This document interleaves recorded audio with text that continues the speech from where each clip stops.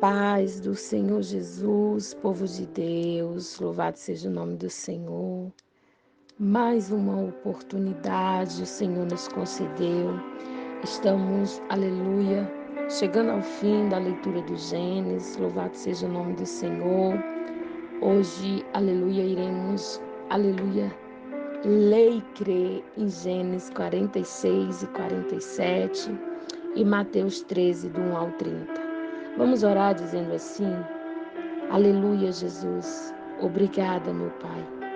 Obrigada pela Tua palavra, obrigada por mais uma oportunidade de meditar nas Tuas santas escrituras. Obrigada, Senhor, por falar conosco através da Tua palavra. Em nome de Jesus, Senhor, aleluia, que nós possamos perseverar, Senhor, nesse propósito, aleluia, desse plano de leitura, Senhor, em nome de Jesus, aleluia, vai tirando de nós toda preguiça, toda frieza espiritual, que a nós meditarmos na Tua palavra possamos ser renovados a cada dia. Tira, Senhor, toda distração na leitura da Tua palavra, em nome de Jesus, aleluia. Livro de Gênesis, capítulo 46, Jacó e a sua família vão para o Egito. Jacó partiu com tudo o que tinha e foi até a Beceba, onde ofereceu sacrifício ao Deus de Isaque, o seu pai. Naquela noite, Deus falou com ele numa visão e chamou assim: Jacó, Jacó. Eu estou aqui, respondeu ele. Deus disse: Eu sou Deus, o Deus do seu pai. Não tenha medo de ir para o Egito, pois ali eu farei com que os seus descendentes se tornem uma grande nação.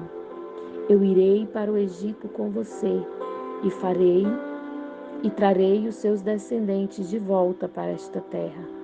E quando você morrer, José estará ao seu lado.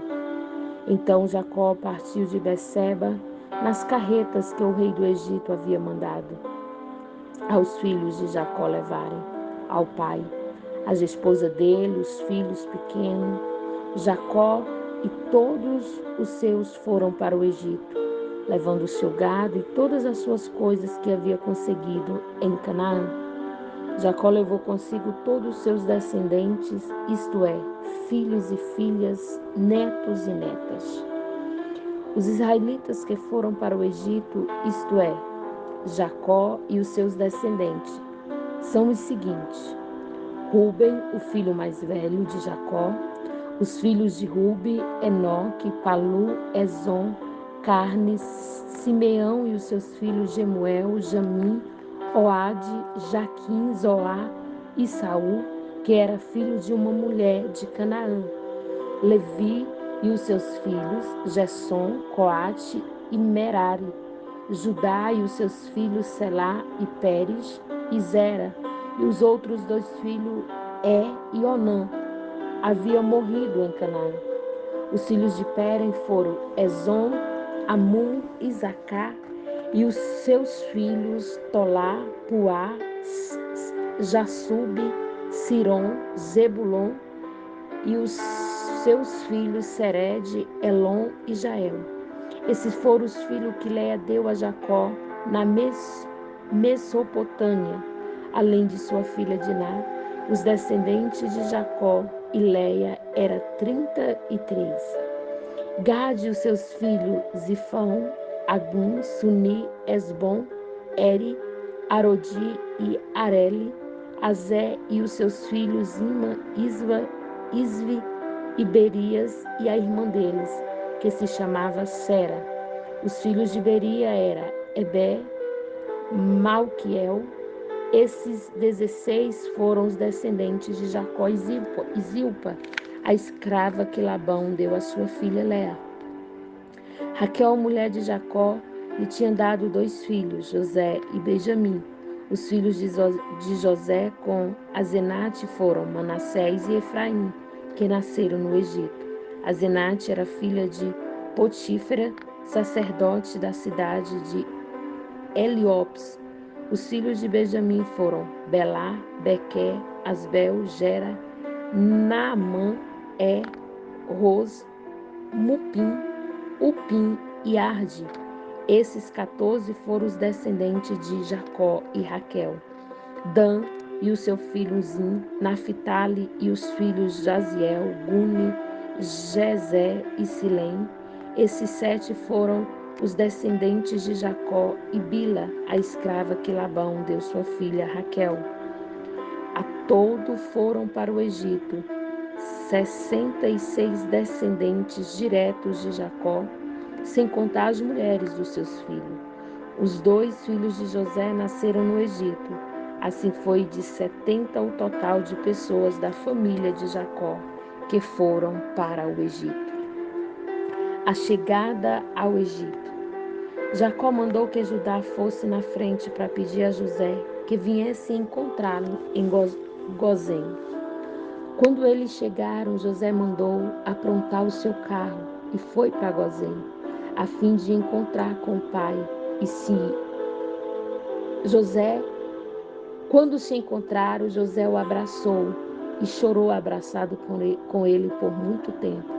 Então Jacó disse: já posso morrer, agora que já vi você e sei que está vivo.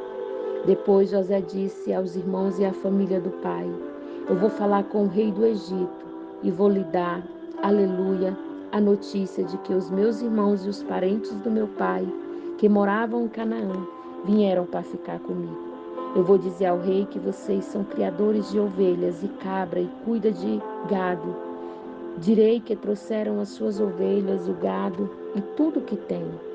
Quando o rei lhe perguntar qual é a profissão de vocês, diga que a vida inteira vocês têm sido criadores de ovelha, como foram os seus antepassados.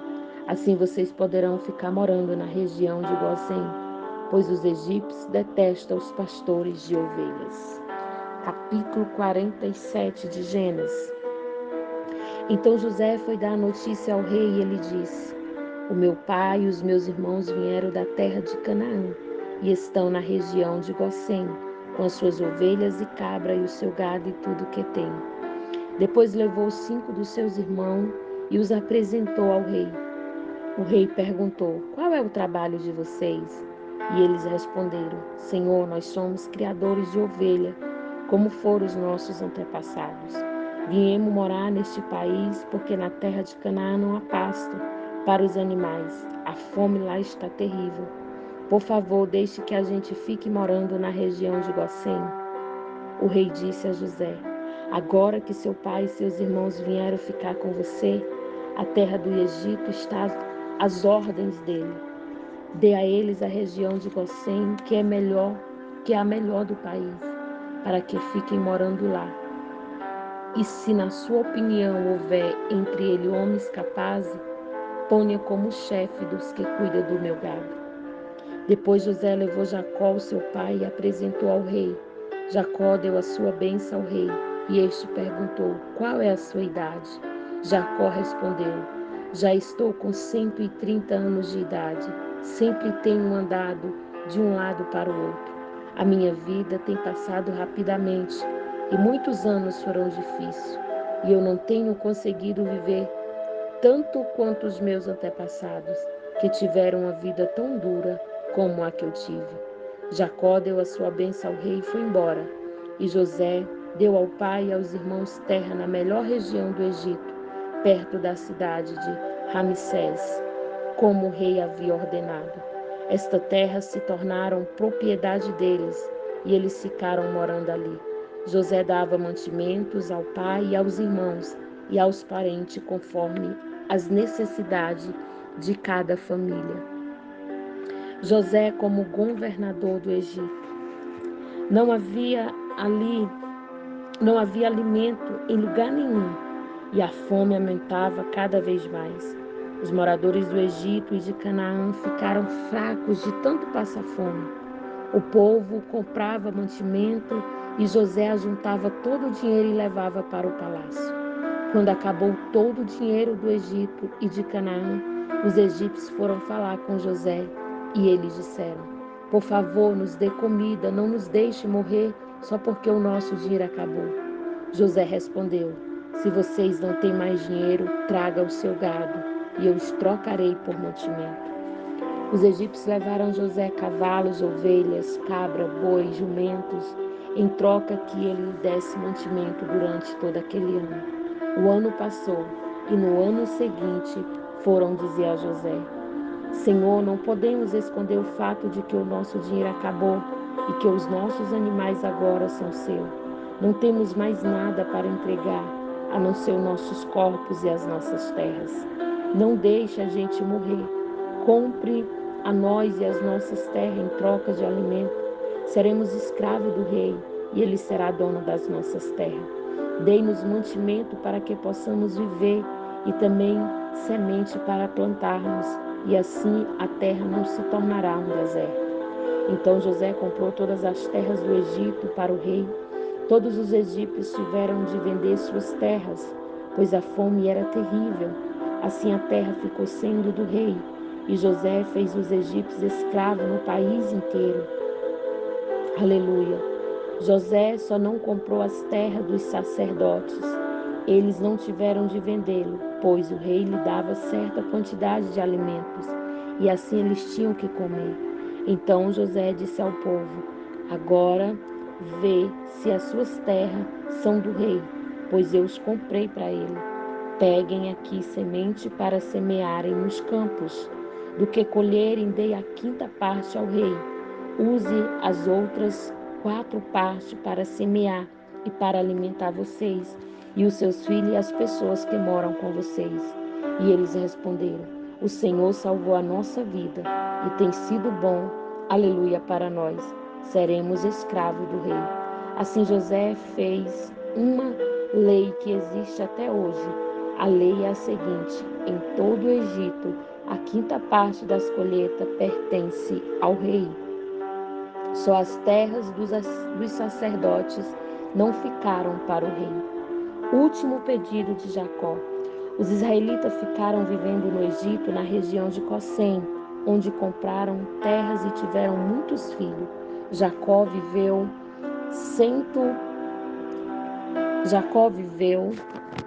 17 anos no Egito, chegando à idade de 147 anos, quando sentiu que ia morrer. Jacó mandou chamar o seu filho José e disse: Se eu lhe posso lhe pedir um favor, põe a mão por baixo da minha coxa e jure que será fiel e honesto comigo. Nisto eu vou pedir: não me sepulte no Egito. Quando eu morrer, tire o meu corpo do Egito e me coloque na sepultura dos meus antepassados, a fim de que eu descanse com ele. José respondeu: Eu farei o que o Senhor está pedindo. Então, jure, disse Jacó. José respondeu: Juro. E aí Jacó se inclinou sobre a cabeceira da cama e orou. Aleluia. Mateus capítulo 13. Louvado seja o nome do Senhor. Mateus 13. Aleluia, do versículo 1 ao versículo 30. O semeador.